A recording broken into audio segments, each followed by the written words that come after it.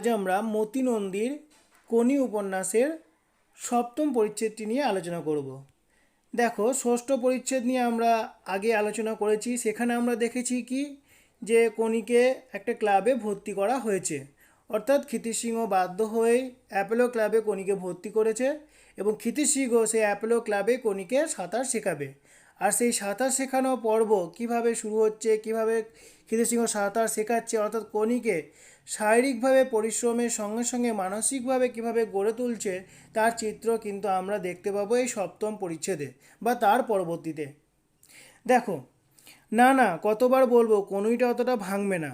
হাতটা অমন তক্তার মতো লাফিয়ে উঠলো কেন? ওহো ওহো, হলো না। বাঁ হাতটা এগোনোর সঙ্গে সঙ্গে বাঁ কাঁধটাও এগোচ্ছে আর ডান কাঁধটা পিছিয়ে যাচ্ছে। এতে স্কোয়ার শোল্ডার পজিশনটা যে ভেঙে যাচ্ছে। নে নে আবার কর। ও কি, জলের বাইরে হাত নিয়ে যাবার সময় শরীরের পাশের দিকটা বেঁকে তেউড়ে শুয়োপোকা চলার মতো হয়ে যাচ্ছে যে। দেখ আমাকে দেখ, তোর কনুইটা কেন বাঁক খাচ্ছে না। বোঝার চেষ্টা কর, এইভাবে এরকম। আর হাতের আঙ্গুল জল টানবার সময় ফাঁক করবি না। জলের উপর থাবড়ে থাবড়ে হাত ফেলিস দেখছি, ওভাবে নয়, পরিষ্কারভাবে শোধ করে ঢুকে যাবে। আগে আঙ্গুল, তারপর কবজি থেকে পুরো হাতটা। আর নিঃশ্বাস নেওয়াটা ভালো করে বুঝে নে। যদি ডান দিকে মাথা ঘুরিয়ে নিঃশ্বাস নিস, তাহলে বাঁ হাতটার কবজি যখন জলে ঢুকছে তখন মাথা ঘোরাবি।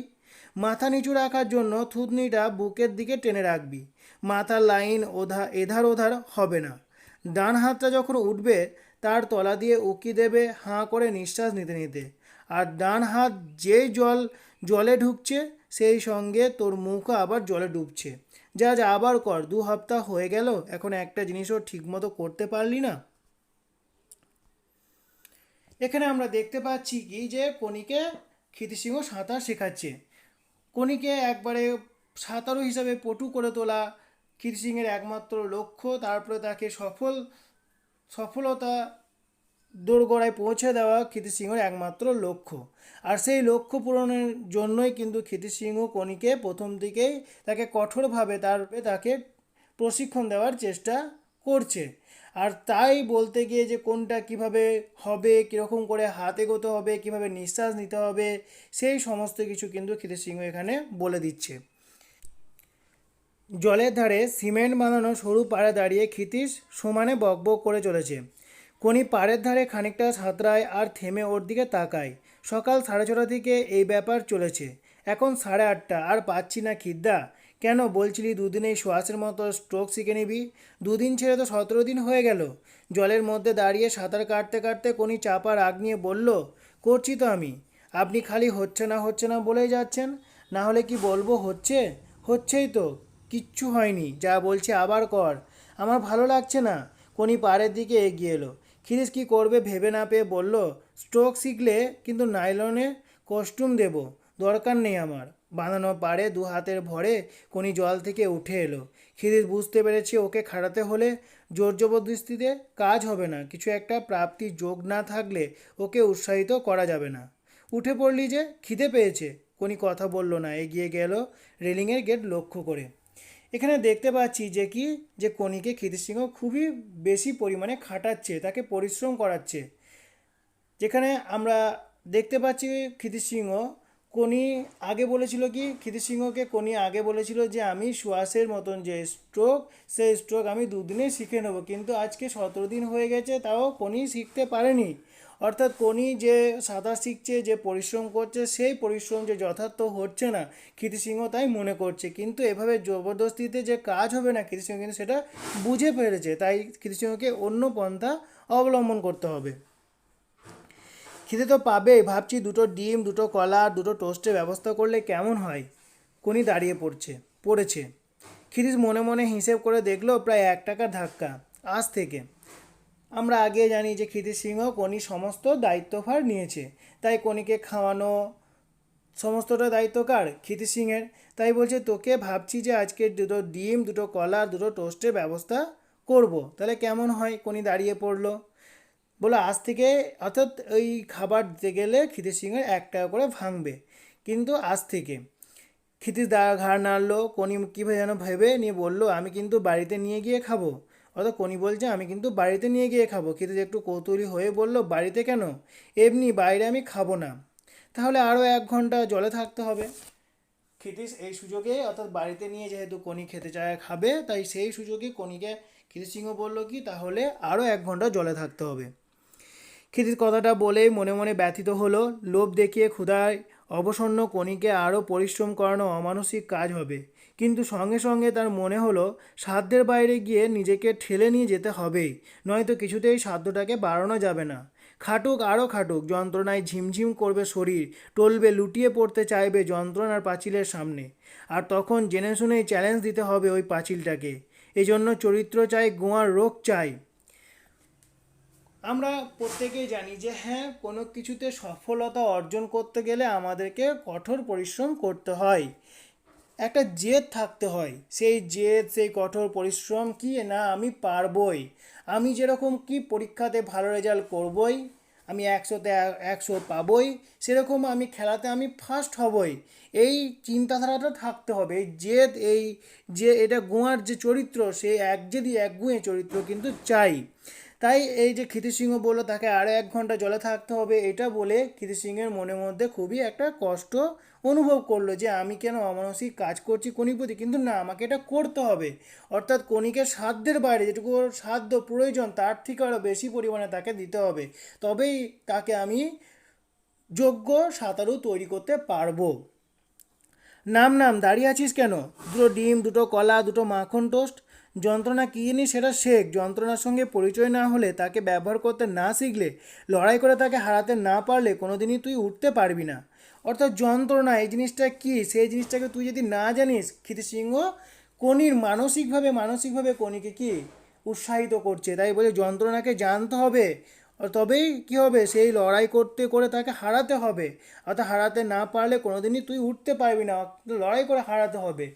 আমরা প্রত্যেকে জানি কি যে প্রত্যেকটা খেলাতেই লড়াই করে হারাতে হয়, অন্য বিপক্ষ টিমকে বলো বা বিপক্ষ প্রতিযোগীকে বলো হারাতে হয়। এখানে ক্ষিতীশ সিংহ ঠিক তাই বলছে। ঠিক আছে, কোনোই অতটা উঠবে না মুখ ডুবিয়ে। যন্ত্রণা আর সময় তোর অপোনেন্ট, ও দুটোকে আলাদা করা যায় না। যন্ত্রণাকে হারালে সময়কেও হারাতে পারবি, সময়কে হারালে পারবি যন্ত্রণাকে হারাতে। অর্থাৎ যন্ত্রণা আর সময়, ওই দুটি হচ্ছে কি তোর কাছে অপোনেন্ট, মানে প্রতিপক্ষ, বিরুদ্ধ, অর্থাৎ বিপক্ষ। সময়ের হচ্ছে বিপক্ষ, ওই দুটোকে যদি আলাদা করা যায় না। অর্থাৎ যন্ত্রণা, সময়, এই দুটো কিন্তু আলাদা করতে পারবো না। তাই যন্ত্রণাকে হারালে সময়কেও হারাতে পারবে। অর্থাৎ যন্ত্রণাকে যদি আমি হারিয়ে ফেলি, তাহলে সময়টাকে অনায়াসে আমি হারাতে পারবো। আর সময়কে হারালে পারবি যন্ত্রণাকেও হারাতে, অর্থাৎ সময়কে যদি আমি হারাতে পারি, যন্ত্রণাকেও হারাতে পারবি। রেলিংয়ে হেলান দিয়ে দাঁড়িয়ে ক্ষিতীশ মনে মনে কনির সঙ্গে কথা বলে যাচ্ছে আর মাঝে মাঝে চিৎকার করে উঠছে। কমল দিঘিতে এখন সাঁতার কাটছে একমাত্র কনি। মাঝখানে চওড়া ঘাটে 3-4 জন বাইরের লোক স্নান করছে। বাসন ধুচ্ছে একটি স্ত্রীলোক।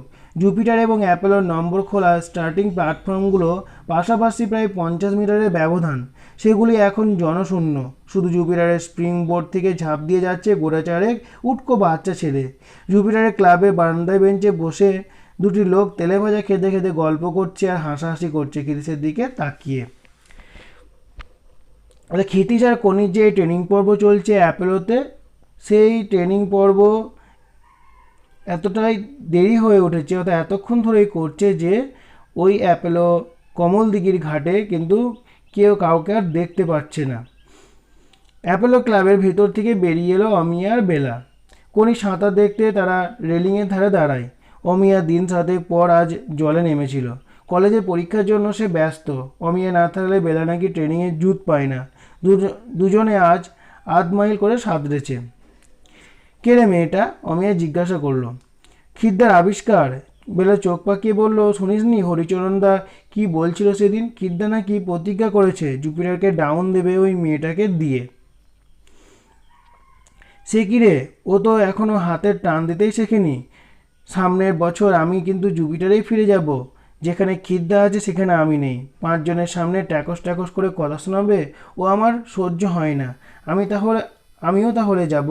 দুজনে আরও একবার কনির দিকে তাকিয়ে হাঁটতে শুরু করলো। তখন অমিয়া হেসে বলল, কম্পিটিশনে পড়লে মেয়েটা তো আমার পা ধোয়া জল খাবে। আমরা দেখতে পাচ্ছি অমিয়া আর বেলা দুজনে অ্যাপেলো ক্লাব থেকে বেরিয়েছে এবং বেরোনোর সময় সেরা রেলিংয়ে দাঁড়িয়ে কোনি সাঁতার দেখছে। তখন একজন প্রশ্ন করলো যে কে ওটা, কে অমিয়া না আর ও এটা জিজ্ঞেস করে বলল, তখন বললো যে ওটা হচ্ছে কোনির ক্ষিতিশ সিংয়ের আবিষ্কার, খিদ্দের আবিষ্কার। ওই মেয়েটাকে দিয়েই নাকি কী করবে, সে জুপিটারকে ডাউন দেবে। তো তখন ওরা দুজনের মধ্যেই কথা বলা বলে শুরু করলো যে যে এখনও ঠিকঠাক করে সাঁতারই কাটতে পারছে না সে ডাউন দেবে।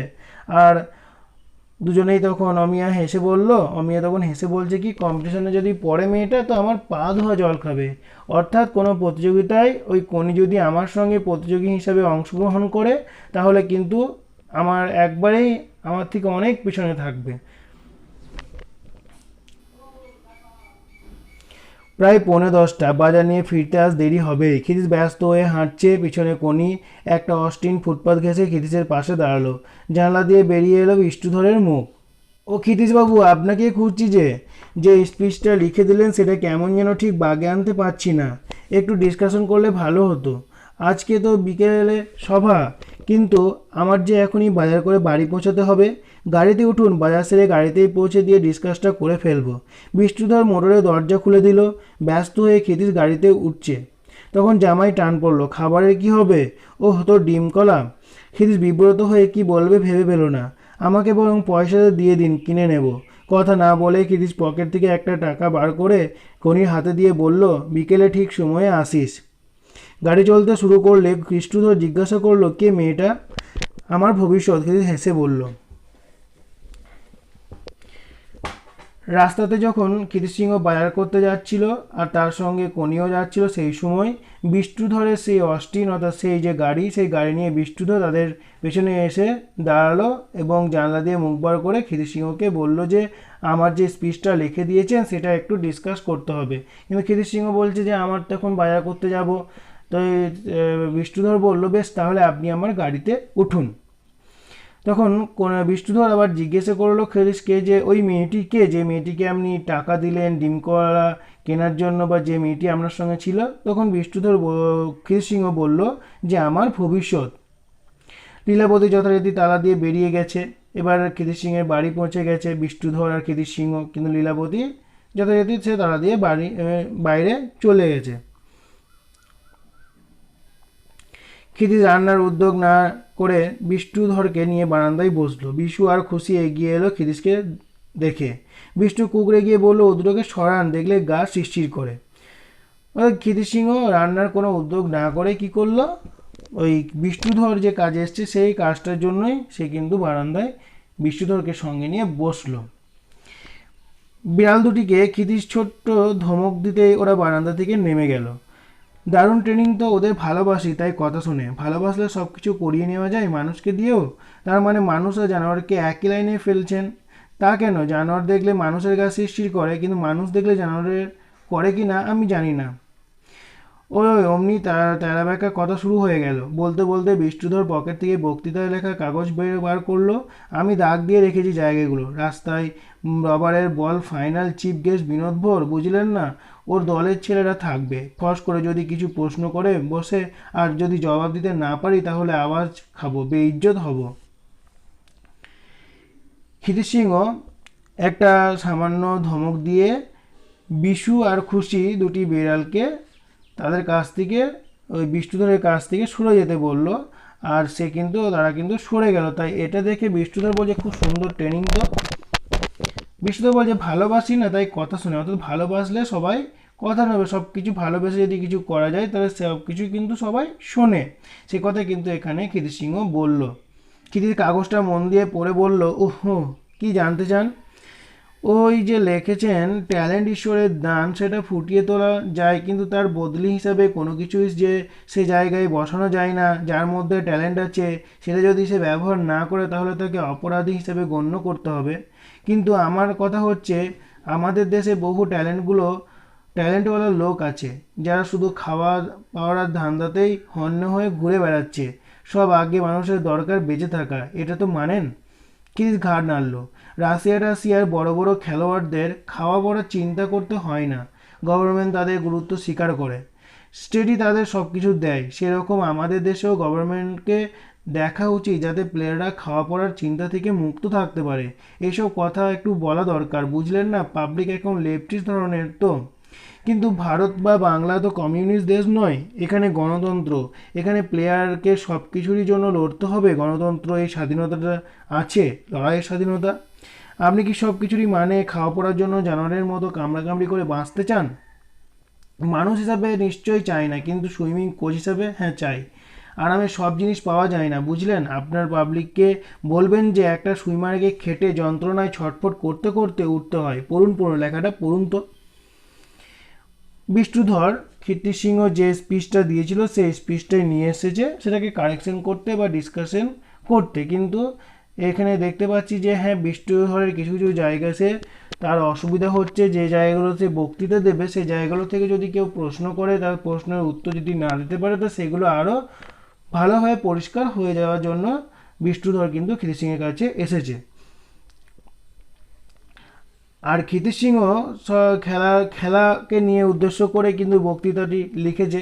তো সেখানে আমরা দেখতে পাচ্ছি বলে যন্ত্রণায় বলে সুইমার, একটা সুইমারকে খেটে, সুইমার অর্থাৎ এক যে সাঁতার কাটে সেই সাঁতারু হওয়ার জন্য তাকে খেটে কিন্তু সাঁতারু হতে হয়, তাকে যন্ত্রণায় ছটফট করতে করতে উঠতে হয়। ক্ষিতিশ উত্তেজিত হয়ে বারান্দায় পায়চারি শুরু করলো। বিষ্ণুধর ভীরু চোখে ক্ষিতিশের দিকে এবং বিশু খুশির দিকে একবার তাকিয়ে নিয়ে পড়তে লাগলো। বিরাট বিরাট খেলোয়াড়ের গৌরবের ছটায় আলোকিত হয় তার দেশ। যদি প্রশ্ন করি অস্ট্রেলিয়ার কথা উঠলে সব আগে কাদের নাম আপনার মনে ভেসে উঠবে? নিশ্চয় ডন ব্র্যাডম্যান, ডন ফ্রেজার, ডন রোজওয়ালের নাম। যদি বলি ব্রাজিলের প্রধানমন্ত্রীর নাম কি, পারবেন কেউ বলতে? কিন্তু পেলের নাম আপনারা সবাই শুনেছেন। ইথিওপিয়া ছোট্ট দেশ, গরিব দেশ, অখ্যাত দেশ, কিন্তু বিকিলা যখন দৌড়ালো দেশটা বিখ্যাত হয়ে গেল। দেখো, বিষ্ণুধর এই যে স্পিচটা পড়ছে, এই যে খেলার যে প্রত্যেকটা কথা, সেই কথা কিন্তু খুবই গুরুত্বপূর্ণ। এখানে আমরা দেখতে পাই, আমরা প্রত্যেকেই জানি যে হ্যাঁ, খেলোয়াড় জগতে যারা লোক হয় তাদেরকে কিন্তু পুরো বিশ্বে তারা কিন্তু বিখ্যাত হয়ে ওঠে, তাদের নাম ডাক ছড়িয়ে পড়ে। তাই এখানে অস্ট্রেলিয়ার যে কয়েকজন খেলোয়াড়ের নাম বলা হয়েছে, ডন ব্র্যাডম্যান যিনি একজন ভালো ক্রিকেটার ছিলেন, ডন ফ্রেজার যিনি একজন ভালো সুইমার ছিলেন, কেন রোজওয়ালে যিনি একজন ভালো টেনিস প্লেয়ার ছিলেন। এছাড়া পেলে, বিকিলা, যাদের নামও কিন্তু কীর্তি সিংহ তার ওই বক্তৃতাতে লিখেছেন। কি লিখেছেন? যে আমরা ব্রাজিলের প্রধানমন্ত্রীর নাম কি তা কেউ বলতে পারবো না, কিন্তু পেলের নাম সবাই শুনেছে, কারণ আমরা জানি পেলে ব্রাজিলের একজন বিখ্যাত ফুটবলার। আবার বিকিলা, অর্থাৎ বিকিলা হচ্ছে কি ইথিওপিয়া একটা ছোট্ট দেশ, সেই দেশটাকে কেউ চিনতো না, কিন্তু যখন বিকিলা কি করলো, দৌড়ালো খালি পায়ে 1960-এর অলিম্পিকে তিনি সোনা জিতলেন, তখন থেকে কিন্তু সেই দেশটা এবং বিকিলা বিখ্যাত হয়ে উঠলো, তার নাম ডাক ছড়িয়ে পড়লো। অর্থাৎ খেলার মাধ্যম দিয়ে তার নাম ডাক যে ছড়িয়ে পড়ে সেটা কিন্তু এখানে কীর্তি সিংহ বোঝাতে চেয়েছেন। কৃষ্ণধর দম নেবার জন্য থামলো। ক্ষিতিশ দাঁড়িয়ে পড়ে এক মনে শুনছিল, বলল, কিন্তু শুধু মেডেল ধোয়া জল খেয়ে আপনার কি আমার চলবে না? মেডেল তুচ্ছ ব্যাপার, কিন্তু একটা দেশ বা জাতির কাছে মেডেলের দাম অনেক, হিরোর দাম অনেক। দেশের ছেলে মেয়েদের কাছে একজন হিরো সে সাঁতারুই হোক আর সেনাপতিই হোক আদর্শ স্থাপন করে। তবু ওদের মধ্যে তফাৎ আছে। বড় সাঁতারু জীবনের ও প্রাণের প্রতীক, সেনাপতি মৃত্যুর ও ধ্বংসের। সাঁতারু অনেক বড় সেনাপতির থেকে, যুদ্ধজয়ী সেনাপতি সমীহ পায় আবার ঘৃণাও পায়, কিন্তু বিরাট সাঁতারু সারা পৃথিবীতে প্রেরণা দেয়। আপনি খালি সাঁতারু সাঁতারু বলছেন কেন? ফুটবলার, ক্রিকেটার এদের নাম করুন, বাঙালিরা যা ভালোবাসে মিটিংয়ে তাই তো বলবো। সত্যি আমরা এখানে দেখতে পাচ্ছি যে কীর্তি সিংহ তার বক্তৃতার স্পিচ যা যা লিখেছে সেখানে কিন্তু প্রত্যেকটাতে সাঁতারের কথাই বেশি করে লেখা আছে। তাই সাঁতারের সঙ্গে সাঁতারকে সে কীর্তি সিংহ বড় করে দেখিয়েছে, আর সাঁতারের সঙ্গে সমস্ত কিছু কিন্তু তুলনা করেছে। তাই এখানে বিষ্ণুধর বলছে যে বাঙালিরা তো ক্রিকেট ফুটবলও বেশি ভালোবাসে, তাই সেই নিয়ে বক্তৃতাটা বললে ভালো হতো না? বেশি শুনতো না লোকে? যা খুশি বলুন, কিছু যায় আসে না। শুধু বলবেন যারা আমাদের জন্য প্রাণ নিয়ে আসে আমরা তাদের অবহেলা করি, ভুলে যাই তাদের খাদ্য দরকার, মাথার উপর ছাদ দরকার, খড়ের চালা যদি হয় তাও আমরাই বাধ্য করি তাদের উচ্ছ্বসিত করতে, আমরাই তাদের শেখায় চালাকি করতে, মিথ্যে বলতে। এইসব বলার পর আপনার লাইনের কথাবার্তায় চলে আসবেন, খুব কড়া কড়া কথায় গভর্নমেন্টকে এক হাত নেবেন। তাহলে একটু গুছিয়ে লিখে দিন। আমার যেন কেমন তালগোল পাকিয়ে যাচ্ছে মাথার মধ্যে। ক্ষিতিশ ভ্রুকুটি করে তাকালো। বিষ্ণুধর তাড়াতাড়ি বলল, এজন্য নিশ্চয়ই ফি দেবো। ফি চাই না, একটা চাকরি চাই, যে কোনো চাকরি, অন্তত 100 টাকার চাকরি। বিষ্ণুধর অবাক হয়ে তাকিয়ে বলল, কোথায় পাবো? আপনার তো ব্যবসা আছে, আমার এখন নিয়মিত টাকা দরকার। এভাবে বক্তৃতা তো সারা জীবন লেখা যাবে না। আচ্ছা, আমি দেখবো ক্ষণ। আমরা নিশ্চয়ই বুঝতে পারছি ক্ষিতিশ সিংয়ের কেন চাকরির প্রয়োজন। কারণ তার খরচার তালিকায় প্রত্যেক দিন কণিকে 1 টাকা করে দিতে হবে ডিম কলা খাওয়ার জন্য। তাই ক্ষিতিশ সিংহকে একটা চাকরি বা একটা অর্থ উপার্জনের একটা মাধ্যম কিন্তু তৈরি করতে হবে। তাই কিন্তু বিষ্ণুধরকে একথা বলল। আধ ঘন্টার মধ্যেই ক্ষিতিশ লিখে দিল। বিষ্ণুধর চলে যাবার পর রান্না চাপিয়ে দিল। উঠোনের দেওয়ালে গাঁথা বড় হুঁকো রবারের দুটো দড়ির প্রান্ত আংটায় বেঁধে আটকাবার কাজে লেগে পড়ল। রবার দুটোর অপর প্রান্তে দুটো হাতল। এই রবার পুলি টেনে ব্যায়াম করবে কণি। কাজটা শেষ করে সে ছোট পাঁচবালিশের মতো চটের থলে 1.5 বালি দিয়ে ভরতে শুরু করলো। ফ্রি হ্যান্ড ব্যায়ামের সময় ওই ওজন ঘাড়ে নিয়ে কণিকে ব্যায়াম করতে হবে। দেখো, খেলোয়াড় হতে গেলে নিয়মিত শরীরচর্চা করা অবশ্যই প্রয়োজন, যে কোনো খেলার ক্ষেত্রেই। তাই ক্ষিতিশ সিংহ তার ঘরোয়া উপায়ে যে সমস্ত শারীরিক এক্সারসাইজ করা দরকার, সেই এক্সারসাইজ করার জন্য কিন্তু ক্ষিতিশ সিংহ তার যে সরঞ্জাম, সেই সরঞ্জামগুলি আবার বের করলো। লীলাবতী বাড়িতে ঢুকে ক্ষিতিশের কাজ দেখে অবাক হয়ে বলল, এগুলো আবার যে বার করলে, ব্যাপার কি? কণির জন্য। কে কণি? একটি মেয়ে, ওকে তৈরি করব। মেয়েটার মধ্যে জিনিস আছে, একবারে আঁকড়া মাটি। গড়তে পারলে দারুণ সুইমার হবে, তোমাকে এনে দেখাবো। ভীষণ গরিব। লীলাবতী ঘরে ঢুকে গেল। ক্ষিতিশ ঘরের দরজার কাছে দাঁড়িয়ে বলল, ভীষণ গরিব, খেতে পায় না, ভাবছি এখানে ওর খাওয়ার ব্যবস্থা করব। ঘরের মধ্য থেকে লীলাবতীর শুকনো কঠিন স্বর ভেসে এলো, ঘরটা নেওয়াই ঠিক করলাম। ওরা রাজি হয়েছে 5,000 টাকা সেলামিতে। এখন টেনে টেনে চলতে হবে, বাজে খরচ একদম বন্ধ। ক্ষিতিশ আর কথা বাড়ালো না। বিকেলে অ্যাপোলোয় গিয়ে দেখলো কণি আসেনি। পরের দিন সকালে কণি এলো আধ ঘন্টা দেরিতে। ক্ষিতিশ রেগে তাকে কিছু একটা বলতে যাচ্ছিল, তার আগেই কণি বলল, খাবারের বদলে বরং আমাকে রোজ 1টা করে টাকা দেবেন। ক্ষিতিশের রাগটা মুহূর্তে অবাক হয়ে গেল। তার মানে রোজ 1টা করে টাকা দিতে হবে আমাকে, তুই সাঁতার শিখবি বলে? এটা কি আমার পিতৃদায়? অত খাটাবেন আর খেতে দেবেন না? কনির মুখের দিকে কিছুক্ষণ তাকিয়ে থেকে ক্ষিতিশ হেসে ফেলল। কনিও হাসলো। দুজনের মধ্যে নিঃশব্দে যেন একটা বোঝাপড়া হয়ে গেল। তুই একটা আস্ত শয়তান, আমাকে চিনে ফেলেছিস দেখছি। দাঁড়া, তোকে আগে সাঁতারের মজাটা পাইয়ে দিই, তারপর দেখবো জলে নামিস কি নামিস না। এখন আমি তোকে খাটাচ্ছি, তখন তুই খাটার জন্য পাগল হয়ে উঠবি। কণিকে আগের দিন দেখেছি আমরা বিষ্ণুধরের সামনে থাকায় সে আর ক্ষিতিশ সিংয়ের অন্য কাজ থাকায় কণিকে খাবারের বদলে 1টা টাকা দিয়েছিল, আর সেই টাকাটি নিয়ে কণি চলে গেছিল। তাই সেই টাকা কণিকে যখন ক্ষিতিশ সিংহ বকছে যে তুই কেন ট্রেনিং করতে আসছে, আগের দিন আসিসনি কেন, উপস্থিত ছিলিস না, আর সেই সময় কণি বলছে কি আমাকে তাহলে রোজ প্রতিদিন 1টা করে টাকা দেবেন। তখন ক্ষিতিশ সিংহ বলছে যে আমার কি পেটটি দায় হয়েছে যে আমি তোকে টাকা দেবো? বলছি কেন খাটাবেন, আমাকে টাকা দেবেন না সেটা তো হবে না, আমার খাটাবেন, আমাকে টাকা দিতেই হবে। তখন ক্ষিতিশ সিংহ হেসে ফেলেছে। আর দুজনের মধ্যে নিঃশব্দে কি ইনি একটা বোঝাপড়া হয়ে গেল। তো দুজনের মধ্যে যে একটা সম্পর্ক, সেই সম্পর্ক তৈরি হয়ে যাচ্ছে। অর্থাৎ গুরু শিষ্য সম্পর্ক। শুধুমাত্র যে শেখানো বা শুধুমাত্র যে প্রশিক্ষণ দেওয়া, শুধুমাত্র কঠোরভাবে তাদের কণিকে শুধু শেখানো, সেটাই শুধু নয়, তাদের মধ্যে যে একটা সম্পর্ক গড়ে উঠছে, সুসম্পর্ক গড়ে উঠছে, তাও কিন্তু আমরা আস্তে আস্তে লক্ষ্য করছি। কণি কথাগুলো শুনলো, মুখে অবিশ্বাসের ভাব ফুটিয়ে। ক্ষিতিশ সেটা লক্ষ্য করে আবার বলল, লেকে 1 মাইল সাঁতরে যে মেয়েটার কাছে হেরেছিস তার নাম হিয়া মিত্র, নামটা মনে রাখিস। অর্থাৎ রবীন্দ্র সরোবরে যে সাঁতার প্রতিযোগিতা হয়েছিল সেখানে কিন্তু কণি হেরেছিল কার কাছে? সেই হিয়া মিত্রের কাছে। সেটা কিন্তু নামটা ক্ষিতিশ সিংহ মনে রাখতে বলল। কণির চোখ দুটো সরু হয়ে এলো, মুখ ঘুরিয়ে এসে কস্টিউমের কাঁধের পটি ঠিক করতে লাগলো। মনে রাখিস, অমিয়া বলেছে তোকে পা ধোয়ার জল খাওয়াবে।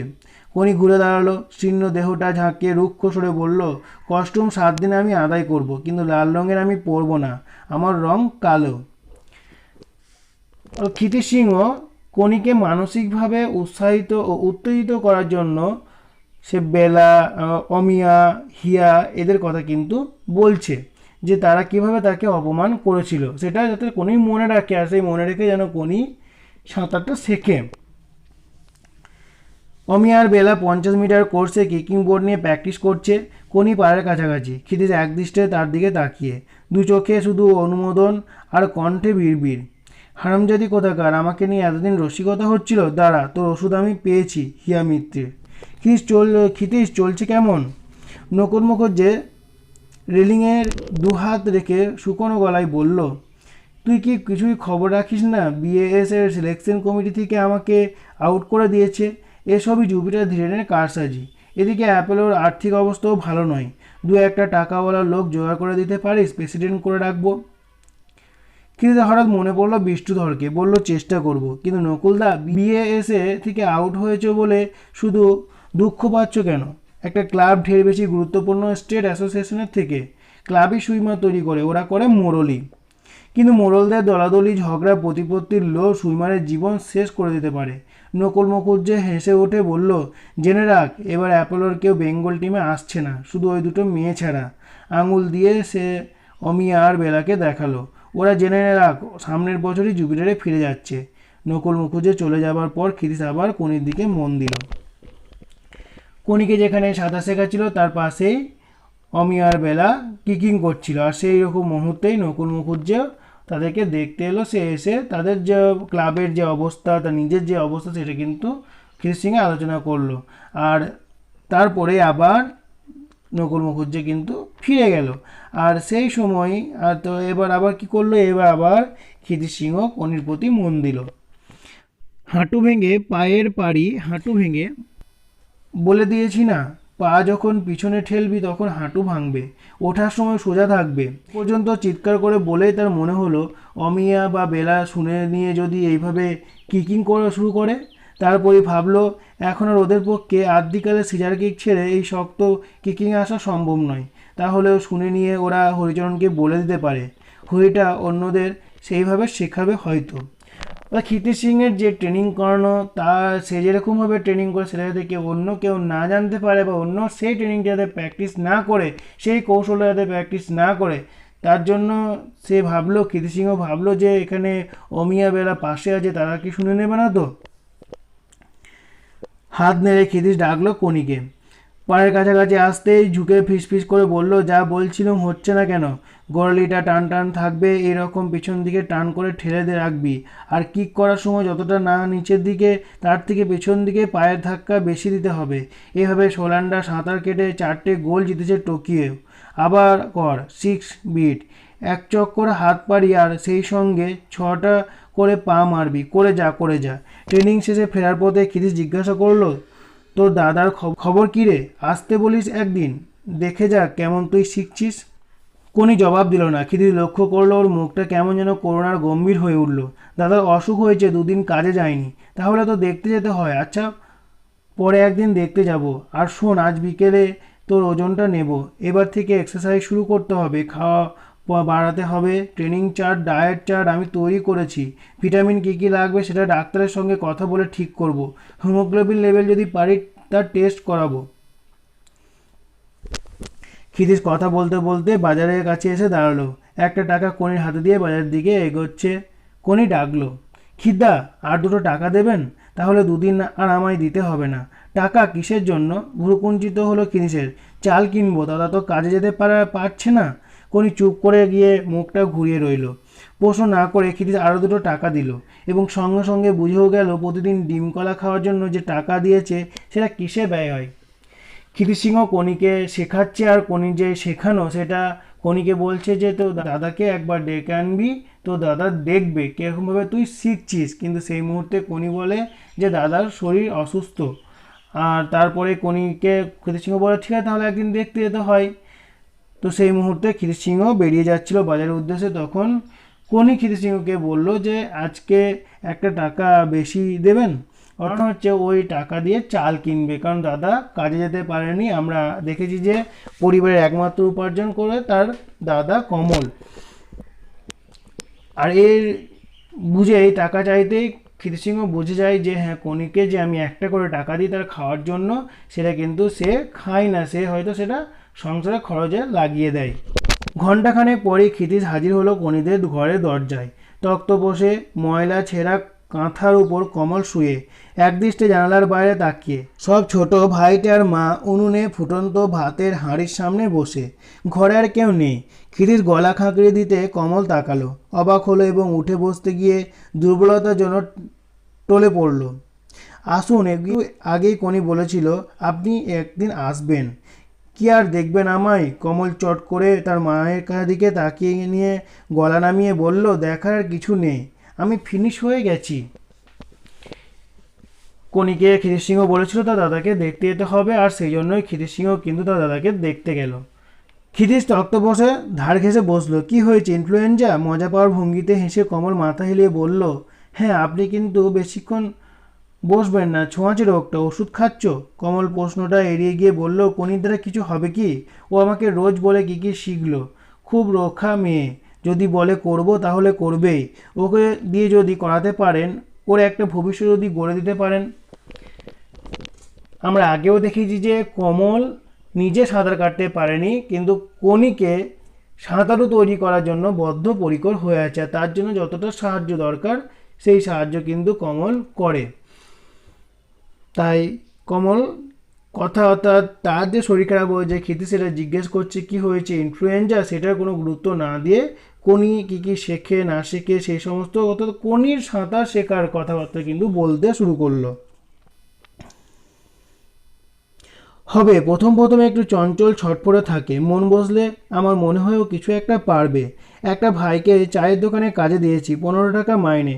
কনিকে একটা সুতোর কারখানায় লাগিয়ে দেবো ভাবছি, কথাবার্তা বলেছি 60 টাকা দেবে, কিন্তু ওর সাঁতার তাহলে আর হবে না। কনি ঘরে ঢুকলো, ক্ষিতিশকে দেখে অবাকই হলো। দাদার মাথায় কাছে দাঁড়িয়ে সে কমলের মাথায় হাত রাখলো। দেখো, কনিদের পরিবার খুবই দরিদ্র, আর একমাত্র উপার্জনকারী কমল। সে কিন্তু তার শরীর খুবই অসুস্থ, তাই সে কাজে যেতে পায় না। তাই বলছেন যে আমি ভাইকে চায়ের দোকানে দিয়েছি, 15 টাকা মাইনে পার, কনিকেও একটা কারখানাতে আমি সুতোর কারখানাতে কাজে লাগিয়ে দেবো, কিন্তু কাজ যদি লাগিয়ে দিই তাহলে কিন্তু তার সাঁতার শেখা হবে না। আর সেই সময় কনি ঘরে ঢুকলো। আমি চাই না কনি সাঁতার বন্ধ করুক। আমার নিজের খুব ইচ্ছে হতো বড় সাঁতারু হব, অলিম্পিকে যাব। আমার দ্বারা কিছুই হলো না। এখন যদি কনি পারে, আপনি বলছেন ওর হবে। দরিদ্রের চাপে কমল চাইছে যে হ্যাঁ, কনি উপার্জন করুক, কিন্তু তার আরও ইচ্ছে কি, যে সে নিজে সাঁতার কাটতে পারেনি, অলিম্পিক যেতে পারেনি, কিন্তু কনি যেতে পারুক। আর কনি যেহেতু হবে আপনি বলছেন, তাই কনি সেটা সাঁতারটাও শিখুক, সে সাঁতার যাতে বন্ধ না হোক সেটাও আমি চাই। কমলেশ্বর অদ্ভুত করুণ একটা আবেদনের মতো শোনালো। কনির মুখে ধীরে ধীরে অস্বস্তি, তারপর চাপা ভয় ফুটে উঠল। ঘরের মধ্যে তখন কেউ কথা বলছে না। হাঁড়িতে ভাত ফোটার শব্দটা শুধু সেই মুহূর্তে একমাত্র জীবন্ত ব্যাপার। কমল আবার বলল, পারবি না? কনি আস্তে আস্তে মাথা হেলিয়ে দিল। দেখো, এই যে কথাবার্তা, কমলের যে ইচ্ছে, কি ইচ্ছে? কমলের ইচ্ছে কনি ভালো সাঁতারু হোক। আর যেহেতু ক্ষিতিশ সিংহ বলে যে হ্যাঁ, কনির দ্বারা হবে, কনির দ্বারা হতে পারে, তো তাই কমলের উৎসাহ আরও বেড়ে যায়। তো সে কিন্তু তাদের পারিবারিক অবস্থাও খুবই খারাপ, দরিদ্র, অর্থের প্রয়োজন, সংসার চলবে কিভাবে, তাই তার জন্য কনিকে একটা কাজে লাগাবো বলে কমল, কিন্তু সে মনে প্রাণে চায় কনি ভালো সাঁতারু হয়ে উঠুক, তাই সাঁতারটাও সে বন্ধ করতে চায় না। আর কমলের এই কথাগুলো, অর্থাৎ কনি পারবে তো, কনি পারবে, ওর হবে, এই যে কথাবার্তা, কনির একটা যে কিছু ভালো করে তৈরি করে দেন বা কনির একটা জীবন গড়ে দেন, এ সমস্ত কথাবার্তা, অর্থাৎ কমলের যে একটা অভিভাবকের যা হওয়া দরকার, সে অভিভাবকের নিরিখে কমলও কিন্তু এই কথাগুলো কিন্তু বারবার ক্ষিতিশ সিংহকে বলছে। কমল তাই আবার বলছে, পারবি না? অর্থাৎ কনিকে জিজ্ঞেস করছে, পারবি না তুই? কনি আস্তে আস্তে মাথা হেলিয়ে দিল। কনি বলল, হ্যাঁ, পারব। এখানে আমরা একটা জিনিস কিন্তু দেখতে পাচ্ছি, ক্ষিতিশ সিংহ যে চরিত্র, ক্ষিতিশ সিংহ কিন্তু একটা, তার মধ্যে যে শুধু খেলোয়াড় সুলভ যে একটা দায়িত্ব, কি শুধু সাঁতার শেখানোর দায়িত্ব বা কনিকে খাওয়ানোর দায়িত্ব, সেটাই শুধু নয়, তার বাইরে গিয়েও কনির পরিবারের সম্পর্কে তার খোঁজ নেওয়া, সেটাও কিন্তু ক্ষিতিশ সিংহ চালিয়ে গেছে বা চালিয়ে যাচ্ছে। এই হচ্ছে তোমাদের সপ্তম পরিচ্ছেদ, যেখানে মূলত আমরা দেখতে পাচ্ছি কনির প্রশিক্ষণ এবং সেখানে বিষ্ণুধরের সঙ্গে ক্ষিতিশ সিংহের কিছু কথোপকথন, যে কথোপকথনের মধ্যে বিষ্ণুধরের প্রয়োজন কি যে তার স্পিচটা ঠিক করে নেওয়া, আর ক্ষিতিশ সিংহের প্রয়োজনে কি তার একটা চাকরি, অর্থাৎ খরচ বেড়েছে, সেই খরচের অনুপাতে একটা চাকরি দরকার। আর এর সঙ্গে আমরা দেখতে পাচ্ছি কনিকে নানাভাবে ক্ষিতিশ সিংহ উৎসাহিত করছে, উত্তেজিত করছে, মানসিকভাবে বলো, শারীরিকভাবে বলো, অর্থাৎ তার মধ্যে যে একটা রক্ষা বা জেদি ভাব আনতে চাইছে, একগুঁয়ে ভাব, যে হ্যাঁ আমি সাঁতার কাটছি, সাঁতার যাতে মন দিয়ে করে। যেমন তোমরা ধরো পড়াশোনা করছো, সেই পড়াশোনাটা যদি মন দিয়ে করো তবেই সেই পড়াশোনাটা ভালো জায়গায় পৌঁছাবে। মন দিয়ে যদি না করো, গায়ের জোরে কিন্তু সবসময় সব কিছু হয় না। তাই ক্ষিতিশ সিংহ কিন্তু সেটাই বারবার বলছে। তারপরে আমরা দেখতে পাচ্ছি কনিকে বা বিভিন্ন রকম মানসিকভাবে যাতে সে উত্তেজিত হয়, উৎসাহিত হয়, আরও বেশি বেশি করে সাঁতার কাটে, তার জন্য বেলা, অমিয়া, হিয়া এদের কথাগুলি এসেছে। আর তারপরে আমরা দেখতে পাচ্ছি ক্ষিতিশ সিংহের মধ্যে অন্য এক ধরনের মানুষ, সেই মানুষটি কি, যে মানুষটি কনির বাড়িতে গিয়ে তার দাদাকে দেখা করে আসছে, তার দাদা অসুস্থ বলে। অর্থাৎ এ সমস্ত পরিবেশের মধ্য দিয়ে কিন্তু এই পরিচ্ছেদটা শেষ হয়েছে। আশা করি তোমাদের এই ভিডিওটি ভালো লেগেছে। যদি ভালো লেগে থাকে তাহলে অবশ্যই লাইক করবে।